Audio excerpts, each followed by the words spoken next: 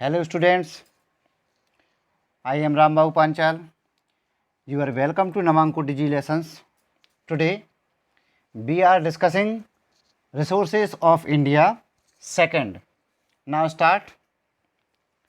Today we will only discuss the types of crops and their importance. Presently the term agriculture is used in a broad sense. यदि हम present time में देखें तो जो agriculture word है इसका use एक बहुत बड़े सेंस के रूप में होता है. It not only include cultivation but also forest, fisheries, animal rearing and dairying in it. Current period में यदि हम देखें तो एग्रीकल्चर में क्रॉप प्रोडक्शन का वर्क तो होता ही, लेकिन उसके साथ साथ forest, animal rearing, dairying and fisheries, इन सभी सारे पॉइंट्स इसमें ऑटोमेटिकली आपके इंक्लूड रहते हैं. India is an agricultural country. Bharat एक कृषि प्रधान देश है. Geographical diversities in India create favorable climate conditions for the production of different types of crops. यदि हम यहाँ की जोग्राफिकल कंडीशंस को देखें तो वो मैनी टाइप्स की क्रॉप प्रोडक्शन के लिए सेफ हैं. Only 11% of the total area of the world is cultivable. यदि हम टोटल वर्ल्ड में एग्रीकल्चर एरिया का परसेंटेज देखें तो वो ओनली आपका 11% है. बट इंडिया में कितना है? इंडिया है 50% एरिया, 51% एरिया अंडर कल्टीवेशन. और यदि हम इंडिया के टोटल एरिया को देखें जो लगभग आपका 3.28 मिलियन स्क्वायर किलोमीटर है, तो उस 3.2 स्क्वायर मिलियन किलोमीटर का लगभग आपका 51% एरिया ऐसा है जिस एरिया पर यहाँ पर एग्रीकल्चर का वर्क होता है. Only 1 crop is grow in many countries of the world, while in India 2 और 3 crops are grow in some areas. यदि हम क्रॉप्स की काउंटिंग करें कि वर्ल्ड में कितनी टाइप्स की जो है क्रॉप्स होती हैं, तो पूरे वर्ल्ड में मैक्सिमम 1 और 2, लेकिन इंडिया की जो क्लाइमेटिकल कंडीशन है, जो जोग्राफिकल कंडीशन है, इसमें 2 और 3 यहाँ पर क्रॉप्स प्रोडक्शन का वर्क किया जाता है. Total area which could be irrigated in India is equal to total cultivable area of China. 58.2% laborers of India depend on agriculture for their livelihood. 66% of agriculture for their livelihood. 66% of the agricultural land is used for growing food crops and 34% for commercial crops. Agriculture contribute 56.1% in gross national product. यदि हम India के agriculture को world के area से और हमारे national income में इसके जो योगदान है उसको कंपेयर करें तो जो नंबर्स आते हैं वो बड़े ये रोचक हैं. इंडिया का जो टोटल क्षेत्रफल है जिसमें हम एग्रीकल्चर का वर्क करते हैं, तो यहाँ पे लगभग इंडिया की जो 58.2% एग्रीकल्चर लैंड है, इसमें हमारे कंट्रीज़ की लेबर्स लगी हुई है. और इसका जो हमें क्रॉप प्रोडक्शन से जो प्रॉफिट होता है उसका 66% food crops and 34% commercial crops का प्रोडक्शन होता है. और हमारी टोटल नेशनल इनकम में इसका लगभग 56.1% का योगदान रहता है। Now contribution of agriculture in Indian economy. अब हम इंडियन इकोनॉमी में एग्रीकल्चर का जो कंट्रीब्यूशन है, इम्पोर्टेंस है, वो किस टाइप से इसको देखते हैं। Agriculture is our primary occupation. It includes both cultivation of crop and animal rearing. Contribution and importance of agriculture can be seen in Indian economy as follows. Number first है 17% population of the world nourishes on Indian agriculture. 2/3 population of the Indian dependent on agriculture for their livelihood. Total world की 17% जो population है, उसका जो base है, जो उसका पोषण है, वो इंडियन एग्रीकल्चर के माध्यम से उनको अवेलेबल हो जाता है। यदि हम इसको 70% को रेशो में कन्वर्ट करें तो टोटल वर्ल्ड की 2/3 पॉपुलेशन का जो पोषण है वो इंडियन एग्रीकल्चर से हो जाता है। Second, 2/3 labour power of the country is engaged in Indian agriculture. यदि हम इसकी लेबर कंडीशन की बात करें तो इंडिया की 2/3 जो पॉपुलेशन है वो डायरेक्टली और इनडायरेक्टली तरीके से एग्रीकल्चर वर्क में लगी हुई है।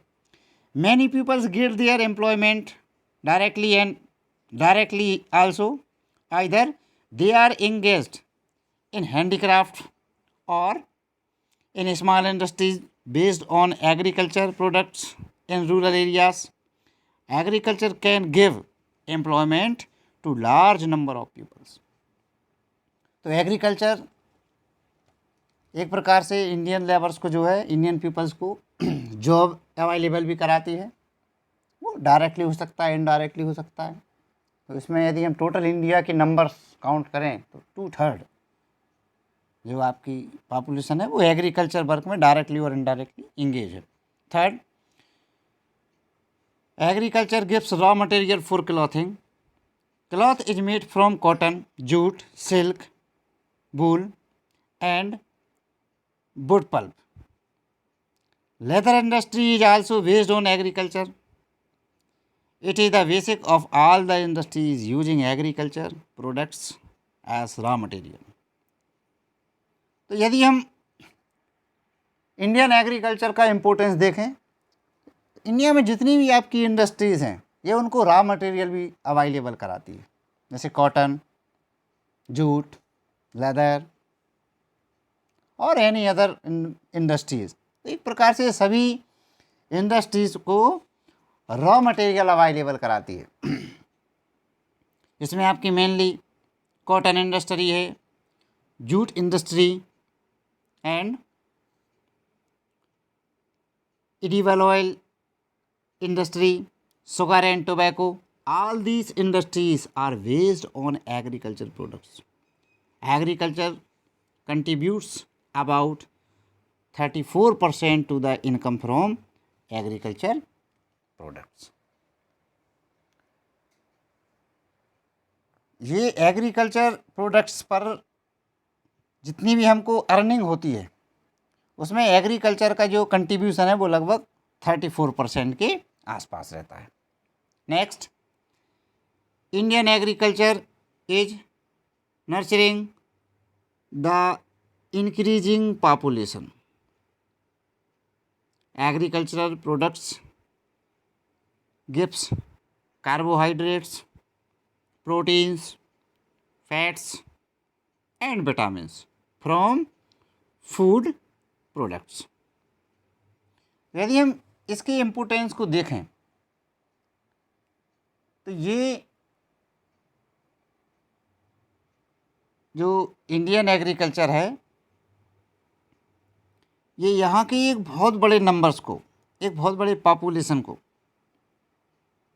पोषण देती है, जिसमें mainly carbohydrate, proteins, fats, vitamin वो इंडियन एग्रीकल्चर से ही अचीव करती है। महात्मा गांधी जी का कुछ कमेंट है। महात्मा गांधी हैज़ सेड, महात्मा गांधी ने कहा है, about the production and supply of food life depend on agriculture, where agriculture is not beneficial life itself could not be beneficial there. Gandhi ji ने कहा है कि जहाँ कृषि लाभदायक नहीं है, जीवन कृषि पर निर्भर करता है, और जहाँ कृषि लाभदायक नहीं है वहाँ स्वयं जीवन भी लाभदायक नहीं हो सकता। Indian agriculture is the backbone of our country's economy. Agriculture का वर्क जो है वो हमारी इंडियन इकोनॉमी का बेस है, मेन बेस है, बैकबोन है, रीढ़ की हड्डी है। इट्स सक्सेस और failure directly affected the food problems, internal and external trades, means of transport and the national income. Therefore, it is said that the importance of soil in human body is same as the importance of agriculture in Indian economy. जो Indian agriculture का importance India के लिए बहुत ज़्यादा है, और इसका पास होना या फेल होना ये भी इंडिया को बड़ा अफेक्टेड कर सकता है। बहुत सारी प्रॉब्लम्स क्रिएट हो सकती हैं जो हमारी इंडिया के एग्रीकल्चर वर्क को अफेक्टेड कर सकती है। इसमें आपका एक तो इंटरनेशनल ट्रेड है, एक्सटर्नल ट्रेड है, ट्रांसपोर्ट की प्रॉब्लम्स है, नेशनल इनकम है, बहुत सारी फील्ड से ऑटोमेटिकली अफेक्टेड हो जाएंगी यदि हमारा एग्रीकल्चर का वर्क ठीक तरीके से नहीं होगा। इसलिए कहा जाता है कि मानव जीवन में जो महत्व आत्मा का है वही भारत की अर्थव्यवस्था में कृषि का है। इसलिए ये बहुत बड़ी बात कही गई है। It is said that the importance of soul in human body is same as the importance of agriculture in Indian economy, क्योंकि इंडिया की एक बहुत बड़ी पॉपुलेशन 2/3 इस पर डिपेंड है। और यदि हम इसको वर्ल्ड से कंपेयर करें तो वर्ल्ड की 17% पॉपुलेशन इंडियन एग्रीकल्चर पर डिपेंड है। Now our next topic, important crops of India and their distribution of crops in India।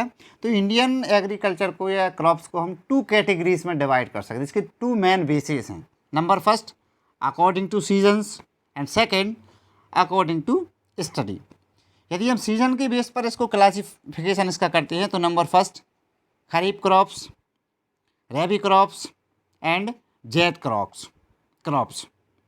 According to study, यदि हम अध्ययन की दृष्टि से इसको विभाजित करते हैं तो number first food crops and second cash and commercial crops. Now kharif crops, the crops which are sown in beginning of rainy seasons. Kharif crops वे क्रॉप्स होती हैं जिसको हम वर्षा ऋतु के पहले बो देते हैं। मंथ देखें तो June and July, and ready to reap by the end of spring season after Dussehra. और ये जो आपकी फसलें तैयार कब तक होती हैं तो ये आपकी अक्टूबर नवंबर में शरद ऋतु के आसपास ये जो हैं तैयार हो जाती हैं, अक्टूबर एंड नवंबर के आसपास। Are called kharif crops. इसके एग्जाम्पल हैं rice, jowar, bajra, maize, soybean, sugar cane, cotton, groundnut, sesamum are the chief kharif crops. Next है आपका rabi crops, the crops which are sown in October November after Dussehra and are ready to reap by the beginning of summer seasons in March April are called rabi crops. Example हैं wheat, gram, barley, mustard, tobacco are the main rabi crops.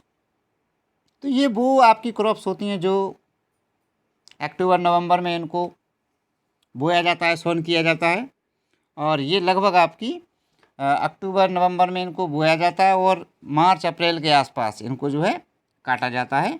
इस type की जो आपकी crops होती हैं वो रबी crops की category में आती हैं। नेक्स्ट है आपका जायद क्रॉप्स। तो जायद क्रॉप्स समर सीजन में स्पेशली इनको बोया जाता है, और ये मेनली आपकी क्रॉप्स नहीं, उसमें वेजिटेशन एंड ग्रीन फोडर मतलब घास के मैदान होती हैं, आर कॉल्ड जायद क्रॉप्स।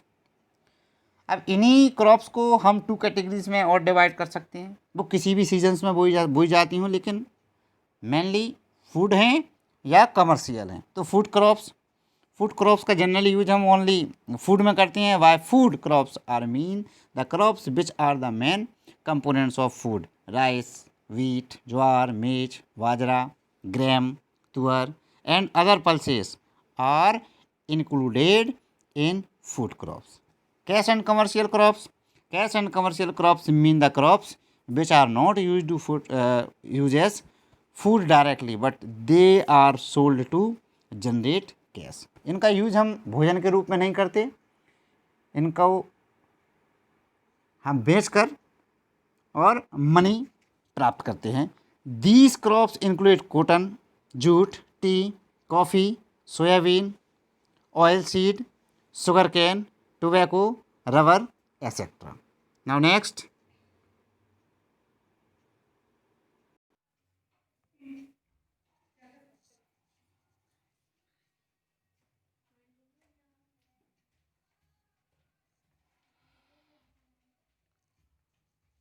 अब हम जो नेक्स्ट देखते हैं कि इंडिया में किस किस टाइप की क्रॉप्स का प्रोडक्शन होता है। तो मेनली वर्ल्ड की जितनी भी क्रॉप्स हैं इंडिया में लगभग वो सभी बोई जाती हैं, लेकिन कुछ क्रॉप में इंडिया का पूरे वर्ल्ड में जो रैंक है, ओनली हम उन क्रॉप के बारे में डिस्कशन करेंगे जो आपको टेबल 1 दिख रही होगी। इस टेबल में सबसे नंबर फर्स्ट पर है बीट। बीट का नंबर पूरे वर्ल्ड में इंडिया का सेकंड है। और कौन सा स्टेट है जो उसमें नंबर फर्स्ट पर बीट का प्रोडक्शन करता है? तो बीट के प्रोडक्शन में पूरे वर्ल्ड में इंडिया की जो रैंक है वो सेकंड नंबर की है। और यदि हम स्टेट की बात करें तो वो आपका यूपी है। लेकिन जो आपसे क्वेश्चन पूछा जाता है वो अक्सर आप लोग गलत करते हो। क्वेश्चन इस टाइप से पूछा जाता है, which state has the highest yield per hectare off beat. यदि पर हेक्टेयर में पूछेंगे तो फिर उसमें आपका आंसर यूपी ना होकर पंजाब हो जाएगा। यदि टोटल बीट प्रोडक्शन में स्टेट पूछा जाएगा तो फिर आपका यूपी रहेगा। सेकंड है आपका राइस। राइस में भी हमारी जो रैंक है वो पूरे वर्ल्ड में सेकंड है। और स्टेट की यदि हम बात करें तो वेस्ट बंगाल में सबसे अधिक इसका प्रोडक्शन होता है। थर्ड है आपकी ज्वार। ज्वार में पूरे वर्ल्ड में हमारी फर्स्ट रैंक है और ये महाराष्ट्र में होती है। फोर्थ है आपका मेज, मक्का, इसमें हमारी पूरे वर्ल्ड में 6 रैंक है, ये यूपी में होता है। कॉटन में पूरे वर्ल्ड में हमारी सेकंड रैंक है, ये भी महाराष्ट्र में होता है। जूट में हमारी पूरे वर्ल्ड में फर्स्ट रैंक है और ये वेस्ट बंगाल में बहुत ज़्यादा होता है। शुगर कैन में हमारी सेकंड है, ये आपका यूपी में होता है। ये कहीं कहीं आपको महाराष्ट्र में दिख सकता है तो वो गलत है, गाइड वगैरह में आपको महाराष्ट्र हो सकता है तो आप उसको कट कर देना। इसका राइट आंसर यूपी है। टी में पूरे वर्ल्ड में हमारा सेकंड है और यदि हम स्टेट में देखें तो आसाम। एंड सोयाबीन में हमारी पूरे वर्ल्ड में 5th रैंक है। और सबसे यदि हम स्टेट वार देखें तो एमपी, ये आपसे ज़्यादातर पूछा जाता है। तो या तो आपसे बीट का पूछा जाएगा, तो बीट में आपको याद रखना पर हेक्टेयर करके पूछता है तो उसका आंसर आपका पंजाब। और टोटल प्रोडक्शन में पूछेगा तो यूपी। एंड लास्ट आपका सोयाबीन इम्पोर्टेंट है, इसमें एमपी का पूछा जाता है। तो इसके अलावा हमारे और भी ये क्रॉप्स दी गई हैं, लेकिन मेनली जो आपसे क्वेश्चन पूछा जाएगा वो रैंक पूछी जाती है कि कौन से क्रॉप्स में वर्ल्ड में हमारी रैंक क्या है। या ज़्यादातर जो क्वेश्चन पूछा जाता है वो ये पूछा जाता है कि कौन सा स्टेट फर्स्ट रैंक पर है, और वो मेनली आपका या तो बीट का पूछता है या सोयाबीन का पूछता है। तो I hope you have understood types of crops and importance of agriculture in Indian economy. In the next video, we will meet with new topics. Thanks for that. Thanks for the